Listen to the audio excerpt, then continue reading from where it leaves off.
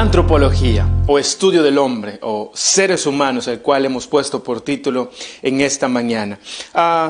Una palmada es la que normalmente revive o intenta producir vida en los niños. Cuando alguien viene, ¿verdad?, acompaña una palmada a la llegada de cualquier niño. Pero ¿es esta palmada la que produce en realidad este llanto en los niños? ¿Es esta palmada el que produce vida, aliento en los niños? Antes de esto, ¿qué ocurrió? No es así, sino que hay grito, hay llanto cuando nosotros llegamos a este mundo, ¿verdad? Es el símbolo o el signo que todo doctor o toda madre intenta o espera en este momento, porque si no hay este llanto, no hay este grito, como que algo sucedió, algo feo está ocurriendo y necesita corregirse. Pero normalmente todos estamos tranquilos y felices porque hemos escuchado el llanto del niño, porque es el símbolo por excelencia de que ha nacido y está justamente con bien y con vida. La respuesta de este niño es prorrumpir, ¿verdad?, en una especie de protesta estridente. Estuviera protestando porque ha sido cambiado de un estado al cual estuvo por 9 meses anterior a este y ahora respira aire, está dentro de nuestro común diario, si lo podemos llamar así. Está ahora respirando lo que nosotros respiramos, viendo o escuchando lo que nosotros vemos y escuchamos, y empezará un recorrido nuevo donde todo ser humano transita. Hay una frase normal que básicamente resume nuestro transitar por este mundo, ¿verdad? Todos nacemos, crecemos, nos reproducimos y finalmente perecemos o morimos. Este es el ciclo natural de la vida, pero todos pasamos por este proceso. Pero la pregunta más allá de esta representación, que cada uno de ustedes lo conoce, es empezar a cuestionarnos. La duda en sí no es mala. La duda siempre nos debe despertar a buscar respuestas, y estas respuestas, tarde que temprano, nos terminan conduciendo a Dios. Aunque sea un pensamiento filosófico, en cierta forma, Dios en su palabra nos invita inclusive a tener ese tipo de recorridos para encontrarnos cara a cara con Él. Por ejemplo, esta pregunta: ¿por qué un bebé llora? ¿Por qué este bebé llora? ¿Por el dolor? ¿Quién puso en este bebé el deseo o el sentido del dolor? ¿Llorará por dolor o llorará porque le están simplemente cambiando de un estado a otro? ¿Quién le puso a este niño este deseo, este sentimiento de sentir insatisfacción? ¿Quién puso a este niño este deseo? Entonces, ¿es el llanto una respuesta al dolor? A la insatisfacción de haber cambiado de un estado a otro. ¿Por qué? Posiblemente el llanto lo que hace es ser una respuesta a todas aquellas cosas que acabamos de decir. Posiblemente es la representación a todo esto. Nuestra entrada a este mundo está marcado por un ruido estrepitoso, ¿verdad? Una furia. Y esta protesta que nosotros hacemos inicialmente es considerado por algunos como la expresión no solamente del significado de nuestro nacimiento, sino también del significado de la vida en su totalidad. Porque, valga la redundancia, el cuestionarnos estas preguntas nos hacen evaluar, nos hacen pensar con respecto a nuestro inicio, cómo es que nosotros venimos, por qué estamos aquí en esta tierra. Si nosotros hubiésemos sido el producto simplemente de la casualidad o de un chispazo, ¿por qué nosotros tenemos sentimientos, emociones? ¿Por qué casi toda, o por no decir toda la humanidad, viene impregnado en su corazón, en su mente, el conocimiento prematuro acerca del Creador, el conocimiento prematuro acerca del conocimiento del bien y del mal? Si solamente fuéramos producto de la materia, ¿por qué tenemos todas estas cosas? ¿Por qué el hombre y la mujer se enrumban en un deseo frenético de construir cosas, de crear, de comunicarse, de relacionarse, de amar, de pensar, de razonar y todas estas cosas? Si fuimos nosotros productos de la casualidad o productos de una mera evolución, ¿por qué tenemos todos estos sentimientos, emociones, este deseo moral de querer hacer el bien, de descartar lo malo? ¿Por qué tenemos este deseo que aparentemente y por obvias razones naturalmente yace en el corazón de todo ser humano? Alguien dijo, ¿no? a los niños no hay que enseñarles a hacer el mal, porque por naturaleza ellos vienen haciendo el mal. Por naturaleza ellos hacen berrinches, por naturaleza ellos rompen las cosas, por naturaleza ellos deciden desobedecer a sus papás, por naturaleza. Lo que hay que enseñarles es hacer el bien, porque hacer el mal ellos lo saben hacer. Nosotros somos expertos haciendo el mal. Lo que se nos orienta es a hacer el bien. Porque si no tenemos un mentor, una guía, que en este caso primeramente somos los padres, simplemente nos descarriaríamos. La historia de la humanidad nos enseña justamente aquello que les acabo de decir.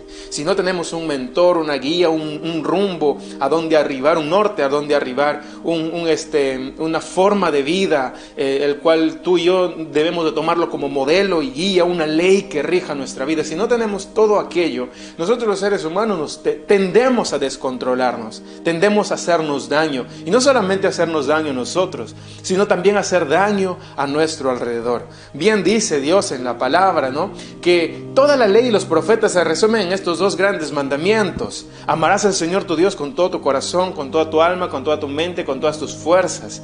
No es que Dios está intentando separar alma, mente y todo, sino que Él básicamente nos está diciendo que con la totalidad de quien tú eres necesitas servir a Dios, necesitas amar a Dios, necesitas tenerlo a Él como guía, como motor, y es para nuestro beneficio el sujetarnos a su voluntad. Y aquello que siguiente de este primer mandamiento nos dice, y el segundo no es menos importante que el primero, que tiene que ver con el amor al prójimo, ¿verdad? Amarás a tu prójimo como a ti mismo.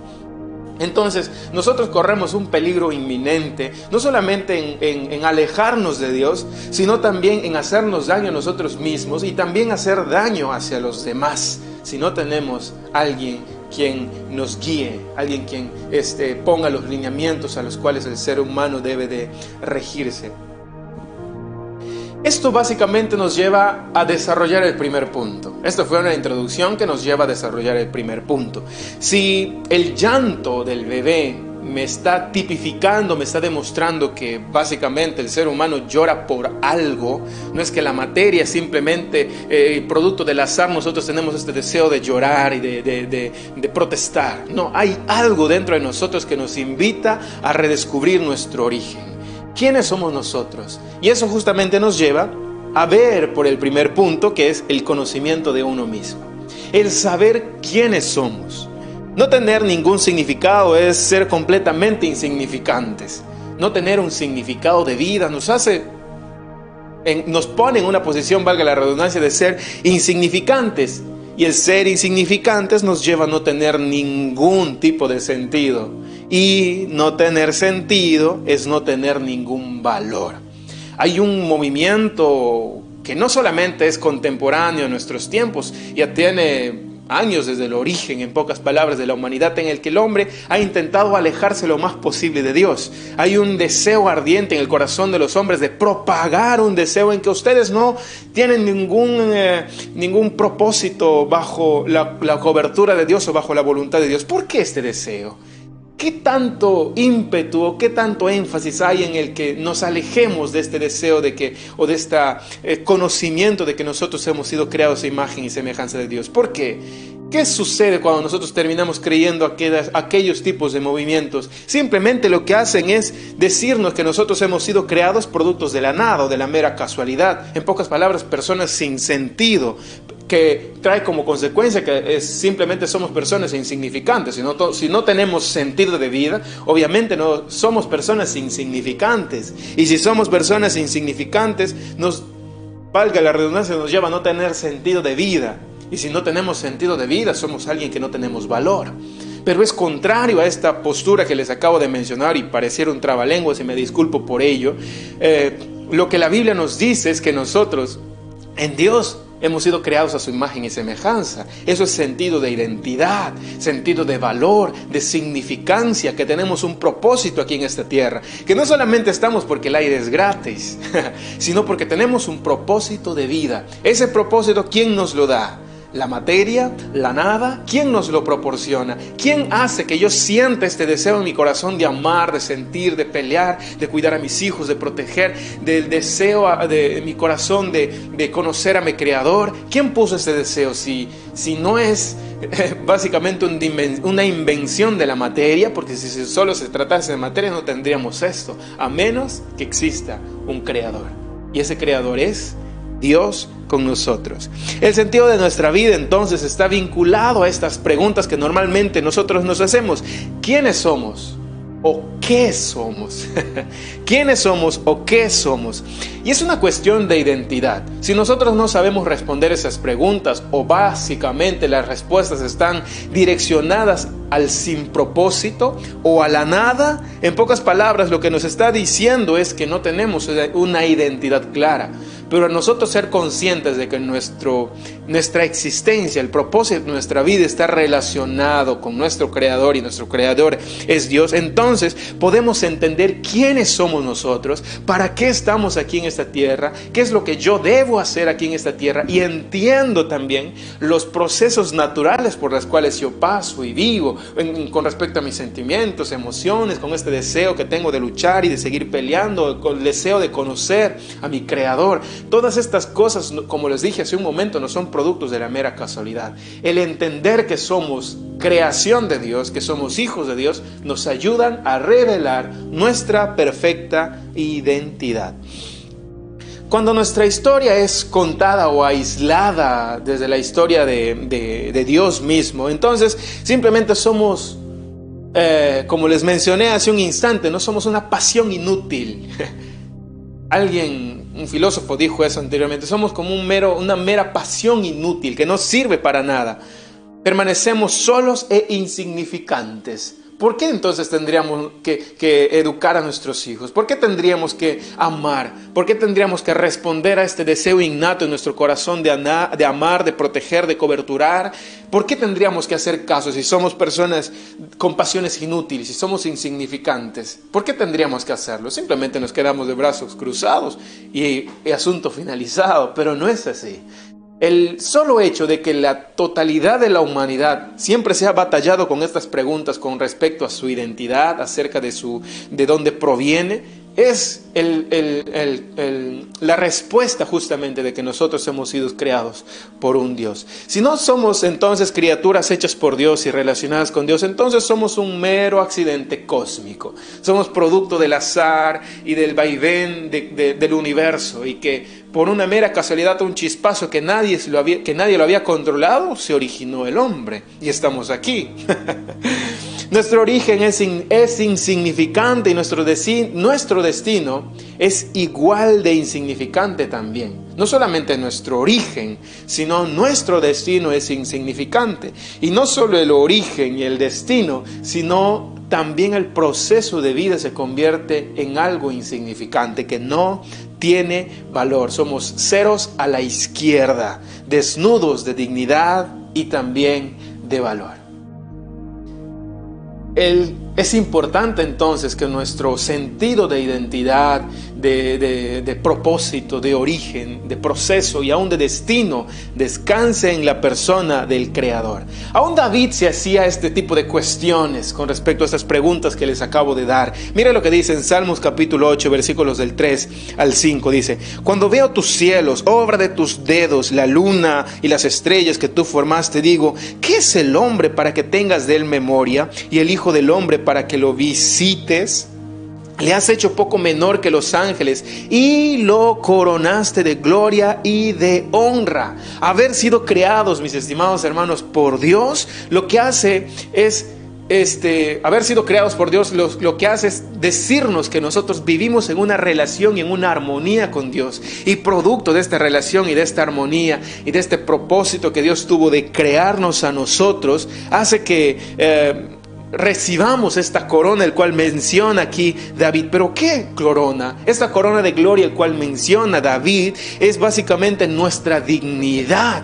Esta corona, como cual a un rey se le corona y se le dice que tú eres el rey, la majestad, en cierta forma nosotros lo que nos está diciendo es que somos hijos de Dios, somos creación de Dios. Esta corona de dignidad o de gloria nos está diciendo a nosotros que no somos producto de la casualidad. Si Dios creó todo el cielo, el universo, así como se hace esta metáfora o este pensamiento David, él llega a su conclusión: si le has hecho, dice, poco menor que los ángeles, es decir, nosotros has creado menor que ellos, menor que estas creaciones, y lo coronaste de gloria y de honra. Con Dios, mis estimados hermanos, lo que tenemos es dignidad. Sin Dios, ¿qué es lo que tenemos? No tenemos nada, somos nada.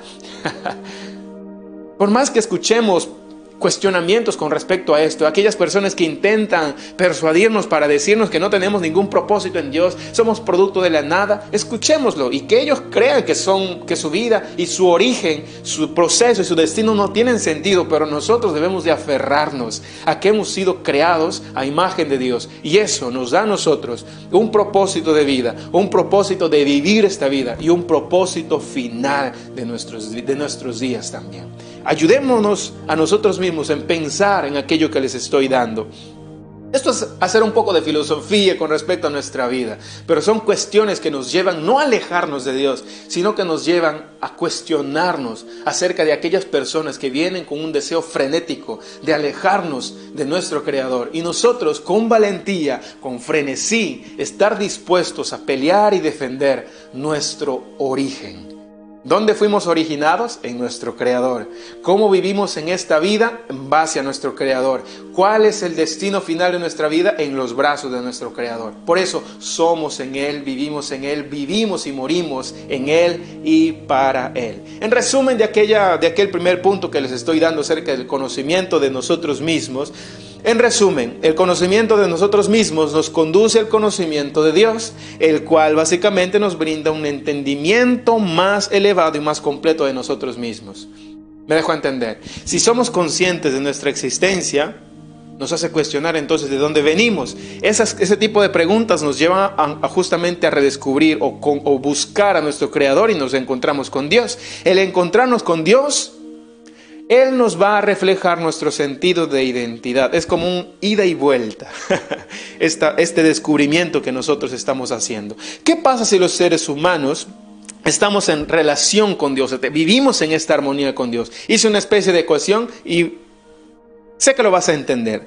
Si los seres humanos estamos en relación con Dios, planteo esta ecuación: un origen con un propósito, más un destino con un propósito. Damos origen y destino, un origen con propósito, más un destino con propósito, lo que nos da es una vida con sentido. Eso es obvio. Entonces, ¿qué haremos ante este deseo frenético de aquellos que intentan alejarnos de nuestro Creador? Decirles: no. Yo soy consciente de quién soy, quién es mi Creador, el autor y consumador de mi fe, y en Él voy a descansar. Entonces, el primer punto es el conocimiento de uno mismo. El segundo punto es descubrir o estudiar, básicamente estudiar nuestro origen, cómo fuimos creados, cómo hemos sido creados. Esta pregunta se lo han hecho no solamente nosotros en nuestro tiempo, muchos siglos atrás, desde el origen también se han cuestionado estas preguntas. Normalmente hay tres teorías que son las más emblemáticas o las más revolucionarias, si les podemos llamar de esta manera, que han impactado a la humanidad y que en muchas universidades, en muchos colegios, es más, dentro de la cultura de la humanidad se las tiene como básicas inclusive, ¿no?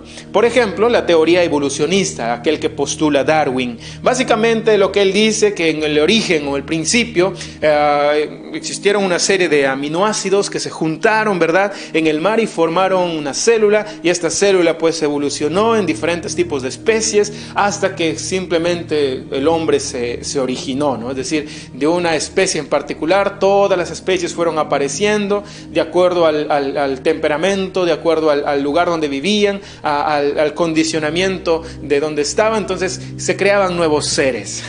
Pero esto tiene ciertos problemas porque, por ejemplo, si somos nosotros solo productos de la materia, ¿Cómo se explica entonces nuestros sentimientos, nuestras voluntades, verdad? ¿Cómo se explica entonces este deseo o la capacidad de razonar, de amar, de sentir, aún de enojarnos? La materia no puede producir estas cosas. Es más, otro problema que nos encontramos también con esto acerca de la evolución, por ejemplo, si solamente nos vemos a nosotros. El corazón, ¿qué es lo que hace? Bombea sangre. La sangre lo que hace es permitir la vida, que todo lo que nuestro cuerpo necesita pues sea irradiado por todo nuestro cuerpo, nuestro cerebro, por todas nuestras extremidades, por todos nuestros intestinos, cada órgano que nosotros tenemos internamente. Entonces el corazón bombea nuestra sangre. Entonces, si hablamos de evolución, ¿qué evolucionó primero? ¿La sangre? ¿El corazón? Si evolucionó primero o si se apareció primero el corazón, también necesita sangre, ¿verdad? Entonces, ¿cómo se bombeaba la sangre si no existía el corazón? Si existió primero la sangre, ¿quién originó la sangre si no existía el corazón? Hablamos de los otros riñones, por ejemplo. ¿Qué fue primero? ¿Qué evolucionó primero? ¿Nuestra capacidad de respirar o nuestros pulmones? ¿Qué es lo que se produjo primero? Y así podemos cavilar por cada órgano de nuestro ser, por ejemplo. ¿Qué evolucionó primero? Se necesita que todo esto apareciera en un sinfín, como que todo lo que nosotros tenemos necesitaba estar completo para que nuestra supervivencia exista simplemente. Imagínate tú que estas células pues empiecen primero a producir el corazón. Pero si no hay sangre, ¿cómo ese corazón va a seguir viviendo? ¿Verdad? Imagínate que el corazón necesita también ciertas cosas que nuestro cuerpo produce, ¿verdad? Como por ejemplo la dirección de nuestra mente para los latidos, la función correcta de nuestros latidos y todo eso, ¿verdad? ¿Cómo es que la evolución justamente nos pintaría un proceso lógico, razonal, el cual entendiera nuestro origen? Otro de los postulados también tiene que ver con la teoría deísta, con D. Deísta, es decir, bueno, sí, aceptamos la existencia de un creador, pero este creador creó todo y bueno, después dijo, señores, ustedes se arreglan y me voy. Y simplemente se aleja y no tiene una relación con su creador. Este es también otro tipo de teoría. La tercera teoría, la cual es la que nosotros defendemos, es la teoría teísta, con teísta, que apunta justamente a que sí, efectivamente, todo lo que nosotros vemos fue creado por un creador, que ese creador es Dios, básicamente. Dios creó a todo lo que nosotros vemos y que no se alejó, sino que está en contacto hasta estos tiempos con su creación, tiene una estrecha relación con su creación. Es más, Dios creó cada cosa según su especie, cada cosa creó según su especie. Por ejemplo, Él creó a las aves con plumas, con la capacidad de volar, porque sabe que su ambiente justamente se desarrolla en los aires, a los peces con las escamas, con esa capacidad de respirar bajo el agua, a nosotros los seres humanos con las habilidades terrestres, ¿verdad? De podernos movilizar, correr, andar, deambular, respirar. Entonces, cada cosa que Dios creó, lo creó según su especie. Esto nos lleva también a desarrollar varios puntos dentro de esta teoría teísta. Lo primero, Dios creó a los seres humanos, es decir, tanto al hombre y a la mujer, a su imagen y semejanza. A partir de aquí vamos a ir desarrollando nuestro origen o el sentido de la antropología desde el punto de vista de la Biblia. Génesis capítulo 1, versículo 26-27 dice: Entonces dijo Dios, hagamos al hombre a nuestra imagen conforme a nuestra semejanza. Y señoré en los peces del mar, en las aves de los cielos, en las bestias y en toda la tierra y en todo animal que se arrastra sobre la tierra. Verso 27. Y creó Dios al hombre a su imagen a imagen de Dios lo creó, varón y hembra los creó. Cuando Dios creó o diseñó el universo, dejó su sello sobre él, ¿verdad? Como dice el rey David cuando ve las estrellas, la luna y todo cuanto podemos ver. Él deja su sello de tal manera que los cielos aún declaran su gloria. El firmamento anuncia la obra de sus manos, ¿verdad? Los cielos declaran su gloria. Esto es extraordinario, es maravilloso, porque el Creador está dejando, es como su firma distintiva, como cual artista, después de haber pintado, de haber hecho una cerámica magnífica, tiene su firma de autoría. Ese es Dios, dejando su firma, su sello digital, su autoría en cada creación. Si nosotros vamos y estudiamos las células, hay un punto en el que simplemente ya no podemos estudiar más, está ahí lo indescriptible, aquello que no podemos entender. Eso es justamente el el diseño o la firma de Dios, la extraordinaria forma en cómo el universo se desarrolla, la extraordinaria forma en cómo existen estas conexiones que no lo podemos entender. Nuestra mente queda estupefacta, abrumada por aquello que nosotros vemos. Es el creador aquel que creó y diseñó esto, de una forma tal que su punto digital o su firma digital está ahí. Nosotros somos, por ejemplo, creados a imagen de Dios. Nosotros somos como una especie de ícono de Dios, que estamos mostrando algunas particularidades de cómo Dios es. El segundo punto también que nos habla acerca de esta teoría, o me gustaría enrumbar un poco, es acerca de que existe cierta analogía entre Dios y los seres humanos que hace posible la comunicación entre Dios y los hombres. Nosotros no avalamos una teoría deísta, sino una teoría teísta, en la que Dios es el creador y tiene el deseo de relacionarse con su creación. Los seres humanos, así como Dios, somos agentes morales con las facultades, por ejemplo, de pensamiento y también de voluntad. Como les dije, nosotros podemos amar, podemos relacionarnos, somos seres humanos que hemos sido llamados a ejercer dominio, por ejemplo, sobre la tierra, el cual estamos leyendo este versículo bíblico, que es básicamente un atisbo, un pincelazo de cómo es Dios, porque Él tiene el control de todo el universo y a nosotros como que nos delegara una cierta responsabilidad, el de poder administrar la creación aquí en esta tierra. Esta, por ejemplo, es una cierta particularidad que nos asemeja y nos distingue o nos pone en singularidad o en semejanza con Dios. Parte de esta imagen, por ejemplo, comprende el llamado de la humanidad a gobernar la tierra. ¿Por qué nosotros gobernamos la tierra, a tener dominio sobre ella? Hemos sido llamados a cultivar, por ejemplo, a trabajar, a guardar esta tierra con los gobernantes, juntamente con ellos, porque esta forma también, aunque nosotros la hemos manchado y la hemos desfigurado, inicialmente ha sido puesta por Dios. Hemos sido, en pocas palabras, hemos sido llamados a reflejar el carácter del gobierno justo de Dios sobre el universo. Contrario a cualquier dictador o cualquier gobernante el que nosotros conocemos, él nunca saquea o explota lo que domina. Lo que él hace es reinar con justicia y con bondad.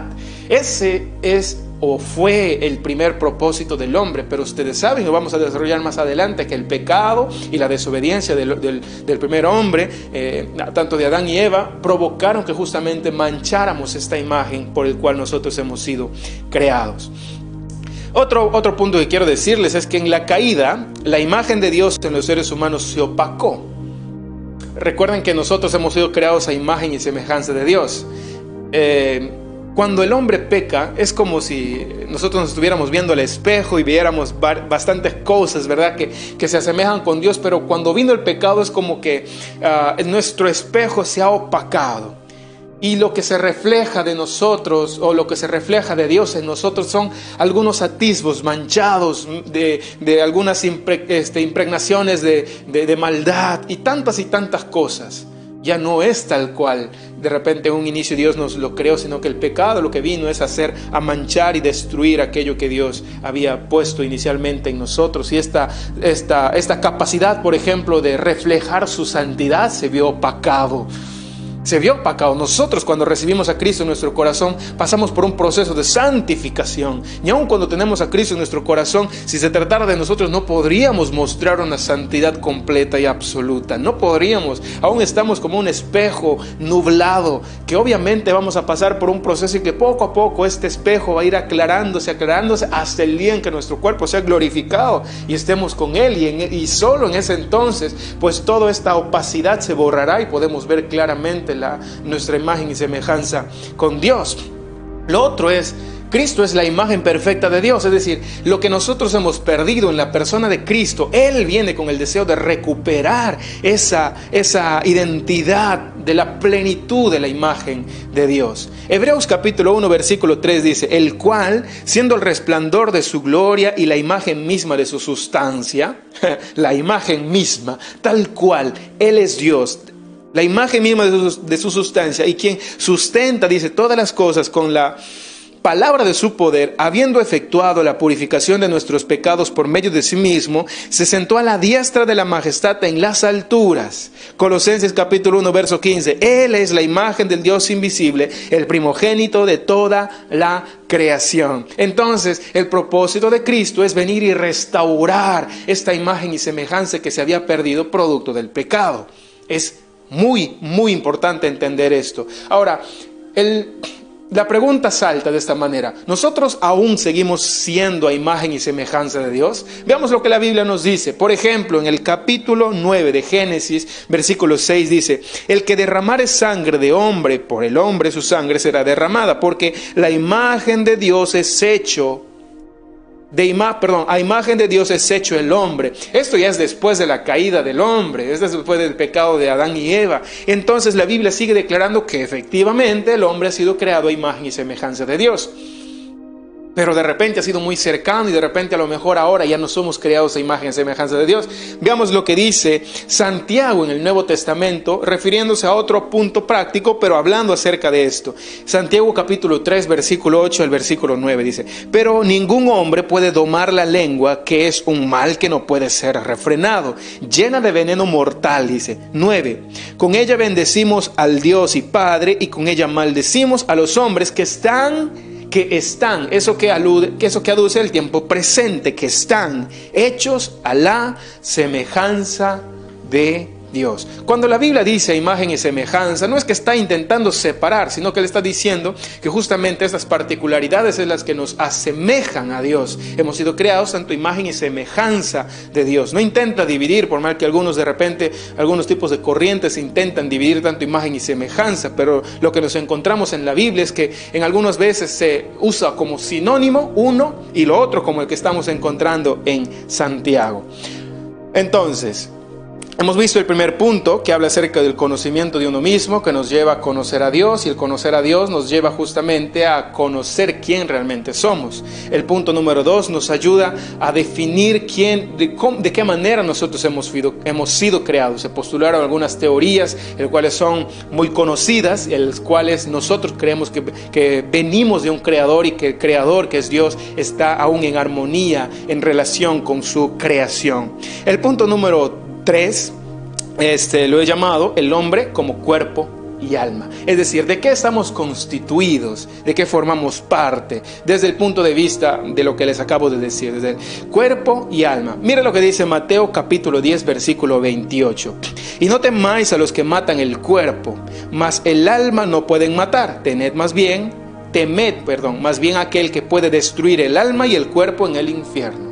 En pocas palabras, lo que estamos viendo es que la constitución del hombre, en este sentido el cual estamos viendo, está constituido por cuerpo y alma. El alma es usado muchas veces como espíritu en muchas partes de la Biblia. Y cuando se usa, por ejemplo, la separación de alma y espíritu, no está intentando separar, se habla de una misma cosa, alma y espíritu. Nosotros, entonces, estamos formados tanto de alma y nuestra alma y nuestro cuerpo.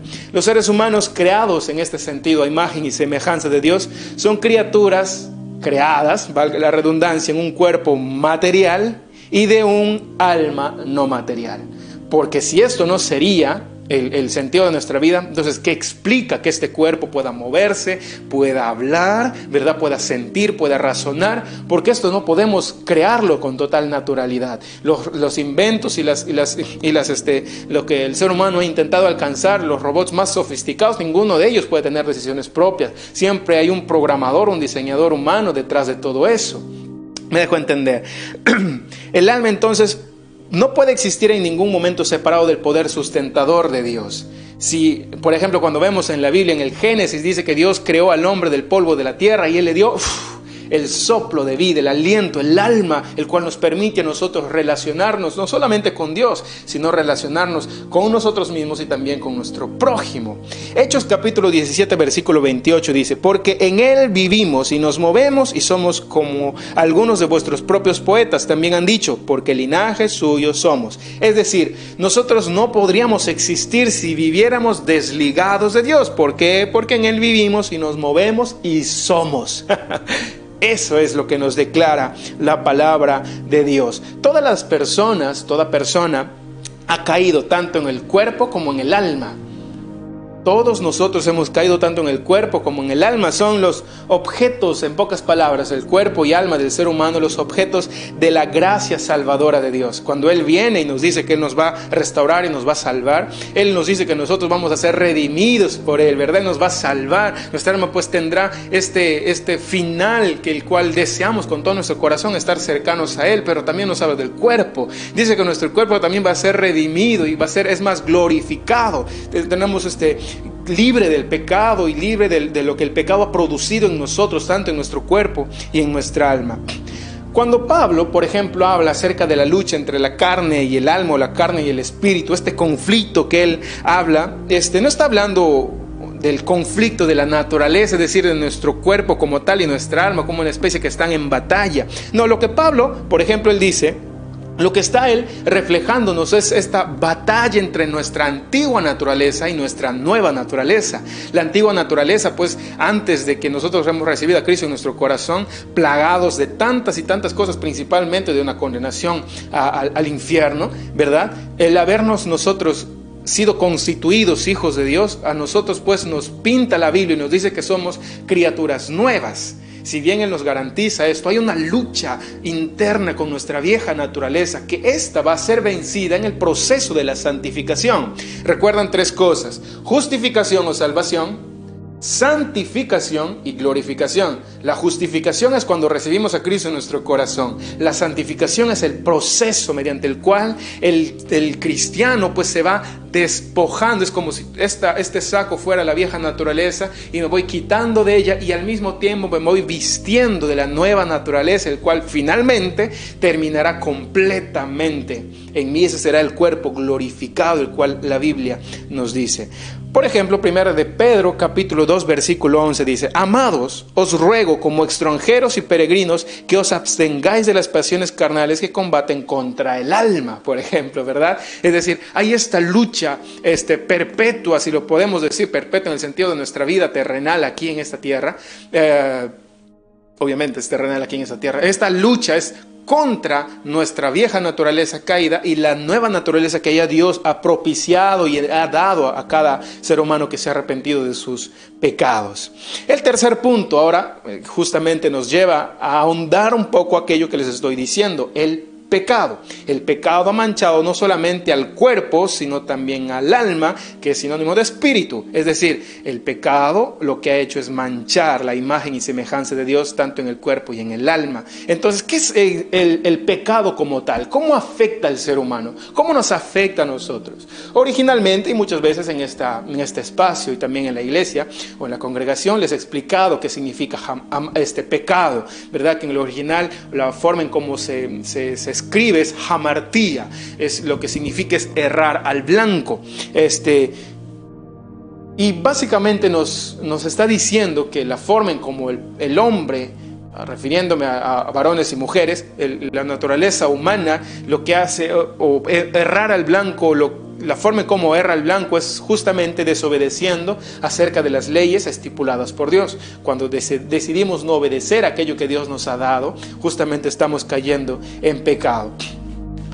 Normalmente las personas dicen que los seres humanos somos buenos, ¿verdad? Cuando a algunos, por ejemplo, les predicamos acerca de Dios: pero yo soy bueno, no hago mal a nadie, soy lo suficientemente bueno como, por ejemplo, para que Dios me pueda recibir en los cielos. Soy lo suficiente y no soy lo suficientemente malo como para irme al infierno, como que estoy en medio, ni bueno ni malo. Pero la Biblia dice, y lamento ser yo el que te dé estas malas noticias, o buenas para algunos, pero la Biblia dice, o eres frío o eres caliente, puesto que si eres tibio te vomitaré de mi boca. ¿Qué? ¿Alguna vez tú has vomitado? Estoy seguro que sí. ¿Qué vomitamos? Aquello que no nos causa pues un cierto malestar en nuestro cuerpo, aquello que no es aceptable en nuestro cuerpo, lo descarta. Usemos esta metáfora, y Dios la usa esta metáfora para decirnos a nosotros, y creemos pues, es que no soy ni malo ni bueno, estoy en el medio. La Biblia dice, O eres frío o eres caliente, puesto que si eres tibio, que es el punto medio, pues te vomitaré de mi boca. Esto no está dando una especie de apología a la bondad del hombre, es decir, el hombre en un momento llegará a ser 100% bueno, no, sino que nos ayude a descubrir nuestra naturaleza, justamente que tenemos una naturaleza pecaminosa, estamos acostumbrados al pecado, literalmente somos personas malas, perversas, injustas. La Biblia dice que en esta búsqueda en toda la tierra, en toda la historia de la humanidad, buscando una persona buena, no había ni un justo, ni uno solo. Y en esa búsqueda estuvimos y estamos también tú y yo. Nosotros no somos completamente justos. Tenemos atisbos de bondad y de justicia y de amor, pero no somos completamente justos, ni amorosos, ni bondadosos. El único que tiene estas características y cualidades, pues, magníficas es Dios. Solamente Él. Salmos capítulo 51, versículo 5 dice: He aquí, en maldad he sido formado y en pecado me concibió mi madre. David está diciendo esto: he aquí, en maldad he sido formado y en pecado me concibió mi madre. Es lo que básicamente intenta explicar aquello que les estoy diciendo en este momento, ¿no? ¿Cómo es que si nosotros hemos nacido buenos por naturaleza? Por ejemplo, existe este otro postulado, otra hipótesis, ¿no? Todos los niños nacen siendo buenos. Si todos nacemos siendo buenos, ¿qué explican que las sociedades se tornaron corruptas? Si todos hemos nacido buenos, ¿por qué se explicaría entonces la corrupción, la maldad, los asesinatos, los genocidios? ¿Qué explicaría si nosotros nacemos buenos? Lo que hace es justamente invalidar aquello que nosotros creemos que todos nacemos siendo buenos. Como les dije al inicio, copio del inicio y lo pego acá. Nacemos nosotros sabiendo hacer lo malo. Lo que los padres enseñan a los hijos es hacer lo bueno. No hay necesidad de enseñarles a hacer lo malo. Ellos sabemos hacer lo malo. Lo que hay que enseñar es hacer lo bueno. La universalidad del pecado puede ser explicado por factores sociales o del entorno. Yo creo que no, o yo creo que sí. La universalidad del pecado. Si nosotros vemos la forma en cómo la sociedad se mueve, en nuestro entorno se mueve, ¿podemos explicar la universalidad del pecado? Yo creo que sí, porque no es esta sola nuestra realidad aquí en Perú, porque así como nosotros nos quejamos de la corrupción, de los robos, de los asaltos y de tantas y tantas cosas, esta misma protesta la hacen en los diferentes países, por no decir en todos los países. Estas mismas protestas se hacen, ¿por qué? Porque la maldad está impregnada en todos los seres humanos. La universalidad del pecado es explicada por la caída de la humanidad.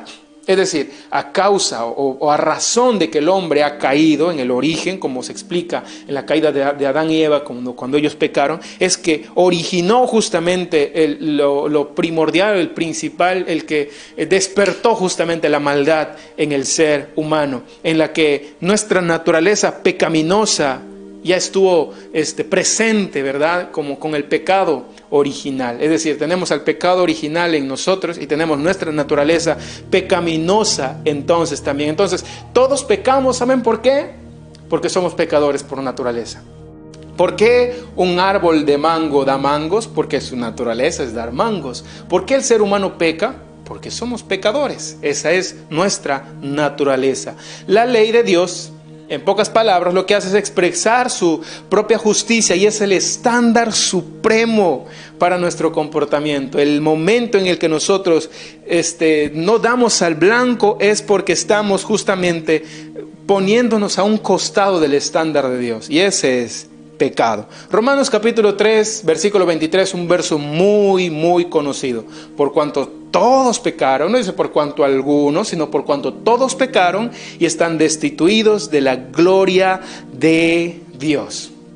El fracaso, el pecado como tal, ¿qué es lo que hace? ¿O qué es lo que entiende? ¿O qué nos ayuda a entender? ¿O comprende básicamente el fracaso de no conformarse a algo? Por ejemplo, la Biblia nos dice, amen a su prójimo, y nosotros decidimos no hacerlo.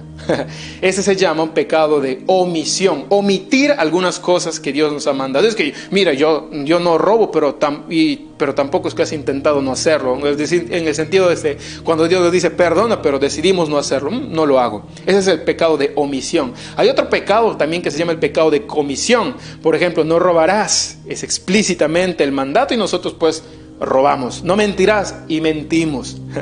Ese es pecado de comisión. Dios nos comisiona a hacer algo y decidimos rehusar a obedecer eso. Entonces se manifiesta de estas dos maneras. No solamente aquellos pecados de comisión. Es que mira, es que yo no miento, ¿verdad? Es que yo no digo palabras deshonestas. Es que pues yo no he maltratado físicamente a alguien. Pero, ojo, no pongamos a un costado el conocimiento del pecado de omisión. Porque muchas veces aquello que no hacemos también es un pecado. Cuando la Biblia dice, ama a tu prójimo, y decidimos no hacerlo y nos ponemos en la esquina, bueno, no lo hago y me decido ahí y simplemente me quedo libre porque no estoy haciendo nada. Es pecado de omisión también de la misma manera. Entonces, solo los agentes morales como nosotros podemos ser culpables de pecado. ¿Por qué agentes morales? Porque tenemos la libertad de pensar, de actuar, ¿verdad? En base a nuestros deseos, en base a las conclusiones que nosotros llegamos. Somos agentes morales, en pocas palabras, porque hemos sido creados a imagen y semejanza de Dios. Nosotros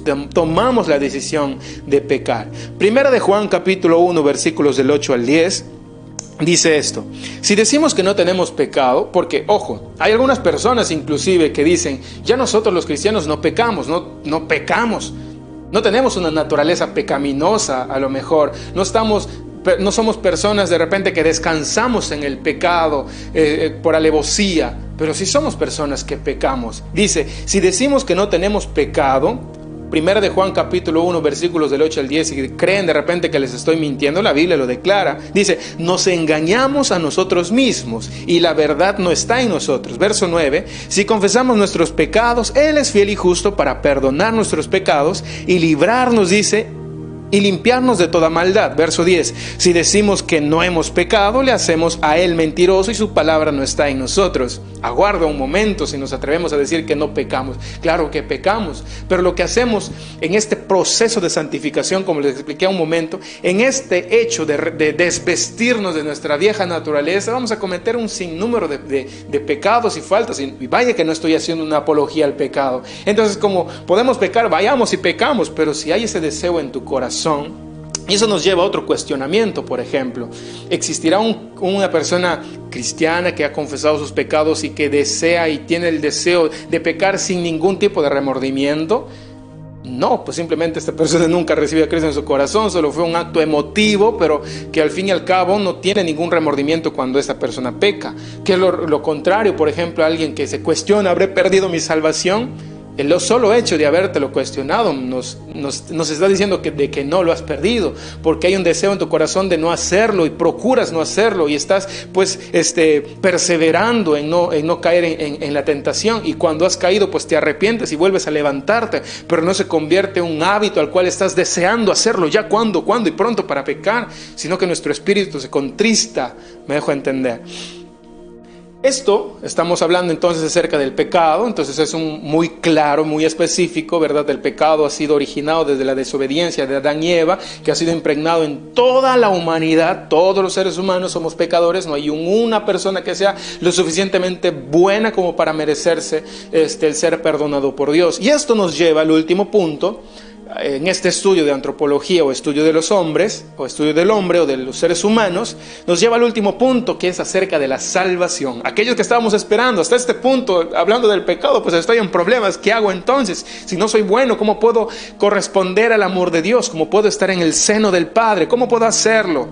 Damas y caballeros, pues te presento la propagación del evangelio del reino de los cielos. Eso es lo que justamente a nosotros nos va a salvar. El cuestionarse, por ejemplo, de la salvación es la cuestión más importante de la Biblia. Básicamente es el tema, el eje central de las Escrituras. El tema principal es el tema de la salvación. Desde Génesis hasta Apocalipsis nos lleva y nos enrumba justamente a la persona de Jesucristo. Y encontrarnos con la persona de Jesucristo es encontrarnos con el plan maravilloso de Dios, que dice la Biblia en Juan 3:16, porque de tal manera amó Dios al mundo que envió a su Hijo unigénito, ¿verdad? Para que todo aquel que en él crea no se pierda, mas tenga vida eterna. Verso siguiente, porque no envió Dios a su Hijo al mundo, es decir, a nosotros, para condenar al mundo, sino para que el mundo sea salvo por él. Ese es el deseo de Dios, la salvación. Y la salvación a todo aquel que en él cree. El significado más amplio de la salvación es ser rescatados de una situación amenazadora. Rescatados de una situación amenazadora, como les acabo de decir, Juan 3, 16, 17.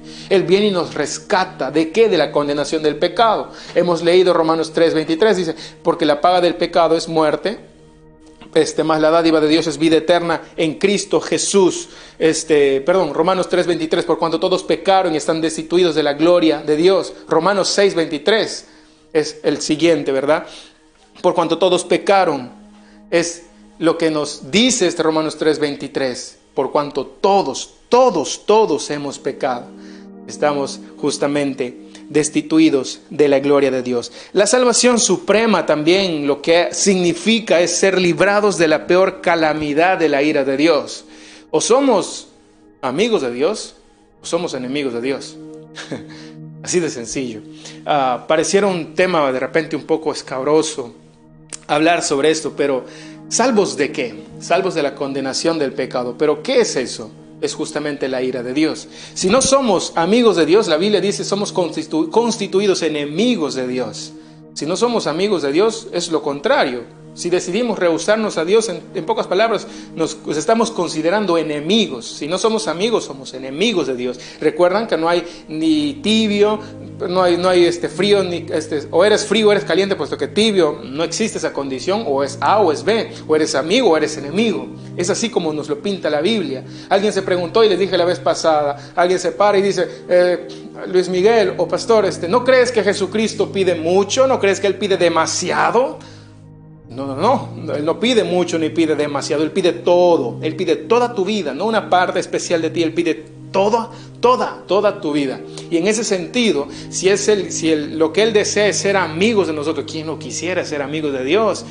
Pero eso es lo que existe, esa es la realidad. Muchas personas intentan alejarse de Él. No solamente Nimrod en el Antiguo Testamento intentó ser aquel que se subleva y se convierte en un enemigo de Dios, sino ese es el carácter que todo el ser humano, todas las personas han intentado hacer. Se les ha presentado el Evangelio de Dios desde muchas maneras distintas, pero el hombre se rehúsa a escuchar el mensaje de salvación y se pone en una posición de ser enemigos de Dios. Entonces la pregunta es, ¿salvos de qué? Salvos de la ira de Dios, la ira venidera de Dios. Primera de Tesalonicenses capítulo 1 versículo 10 dice, y esperar de los cielos a su Hijo, al cual resucitó de los muertos, a Jesús, quien nos libra de la ira venidera. De eso somos libres. ¿Salvos de qué? Entonces Dios nos viene y nos salva. ¿Salvos de qué? Del mismo, en pocas palabras, de su ira. Él desea, la Biblia dice que el deseo de Dios es que ninguno de nosotros pues perezcamos, ninguno de nosotros se pierda. Ese es el buen pastor. Pero qué injusto, Señor. ¿Cómo que injusto? Él ha extendido a lo largo de la historia su amor y su bondad, ¿verdad? Por mucho tiempo Él nos ha dado oportunidades de correr a Él. Esta, por ejemplo, es una oportunidad de correr a Él. ¿Has decidido rendirte ante Él o seguirás teniendo ese terco corazón entenebrecido que se aleja y procura hacer lo que a uno solamente le parece? La Biblia también utiliza la palabra salvación en varios tiempos verbales que se explican de esta manera, ¿no? En un sentido, fuimos salvos. Muchas veces en la Biblia dice fuimos salvos, es decir, desde la fundación del mundo. Fuimos salvos desde la fundación del mundo. Fuimos siendo salvos, es decir, esa es por la obra de Dios en la historia también. Estamos salvos, es decir, por nuestro estado actual de justificación, porque a Cristo nos ha salvado. Y estamos siendo salvos, es decir, el proceso de santificación para ser hechos santos. Este proceso también estamos siendo salvos, es decir, por este proceso de santificación. Y seremos salvos por el último proceso, el cual se llama la glorificación, cuando vamos a experimentar la consumación de nuestra redención en los cielos. La salvación entonces es del Señor y proviene del Señor. Nosotros no participamos en nada de eso. Viene de Él y es para Él. Primera de Corintios capítulo 1 versículo 30 dice, mas por Él estáis vosotros en Cristo Jesús, el cual nos ha sido hecho por Dios sabiduría, justificación, santificación y redención. Por Él nosotros somos salvos, por nuestro amado Creador. En Él nosotros somos salvos. Entonces, si este mensaje ha impactado tu vida, entendiendo nuestra naturaleza, o la naturaleza del hombre, o el estudio de la antropología, nos lleva a alejarnos de aquellas corrientes que nos intentan alejar de Dios y nos lleva a estar en claro con nuestra relación con Dios, nuestra naturaleza, nuestro pecado y la salvación que estamos necesitando a gritos. Amén. Descansando en esta verdad, ¿cuáles son las decisiones que tú vas a tomar? ¿Seguirás creyendo que eres producto de la casualidad, de la mera casualidad de estas enzimas que originaron células y produjeron vida, cual especie se dispersaron? Esa es la verdad en la cual vas a descansar, que no tiene sentido ni lógica, que aún los avances científicos actuales han desmentido básicamente la totalidad de estas verdades. Y cada vez más la ciencia va atestiguando la verdad de Dios, de que nosotros somos creados a su imagen y semejanza. Muchas gracias por haberme acompañado en este mensaje, que es el 5º capítulo, el cual he puesto por título Seres Humanos, que es básicamente el estudio de la antropología. Muchas gracias. Si Dios ha tocado tu corazón, ha bendecido tu vida, ya te ha dado una especie de claridad con respecto a quién eres tú y para qué fuiste creado, y sientes la necesidad de aceptar a Jesucristo como tu Señor y Salvador, me gustaría acompañarte con esta oración y tú puedas ahora no ser enemigo de Dios, sino convertirte en amigo de Dios. Y no solamente amigo, sino convertirte en hijo redimido de Dios. Repita después de mí esta oración. Señor Jesús, te doy gracias por esta mañana, porque he escuchado tu palabra. Aún estudiando y conociendo quién soy yo, conozco quién eres tú. Y cuanto más te conozco, entiendo cuál es mi propósito, por qué me has creado, y me conduce cada vez más a ti. Gracias, Señor, porque ahora entiendo de que necesito de ti, porque mi naturaleza está completamente caída. Estoy acostumbrado a hacer el mal, estoy acostumbrado a pecar. Necesito de ti, Señor, para que tú puedas librarme de mis pecados, justificarme y poderme ser un hijo tuyo, Señor.